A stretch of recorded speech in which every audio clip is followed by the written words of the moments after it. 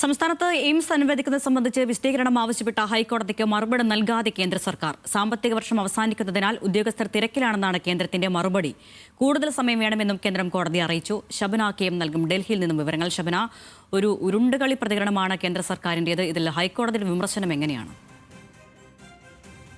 കേരളത്തിന് എയിംസ് അനുവദിക്കുന്നതുമായി ബന്ധപ്പെട്ട് നേരത്തെ തന്നെ വിശദീകരണം ഹൈക്കോടതി ആവശ്യപ്പെട്ടിരുന്നു. എന്നാൽ നിരവധി തവണ ഉന്നയിച്ചെങ്കിലും കേന്ദ്ര സർക്കാർ ഇതുവരെയും ഇതിന് കൃത്യമായൊരു മറുപടി നൽകിയില്ല. ഇന്നും കൂടുതൽ സമയമാണ് കോടതിയിൽ ആവശ്യപ്പെട്ടത്.